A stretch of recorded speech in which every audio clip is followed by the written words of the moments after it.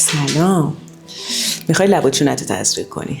لب خوبی داری؟ یه کوچولو میشه بردرش رو به صورت طبیعی افزایش بدی. چونت هم خوبه، خیلی عقب نیست، اما اگر در حد 1 cc تزریق بکنی ولی کانتورینگش کنی کافیه. یه دقیقه اینا رو بیار بالا تا بهت نشون بدم.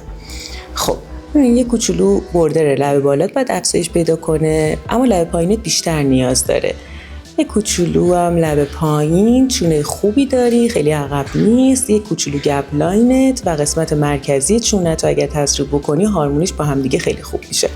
اما یه چیزی رو باید یادت باشه، شاید 1 cc فیلر لبت رو توی 2 مرحله برات تزریق بکنم. من تا جایی برات تزریق میکنم که میدونم خاصیت کشسانی بافت لبت رو به من اجازه میده و نوبت دوم 6 تا 8 هفته بعده که تورم لبت از بین رفت.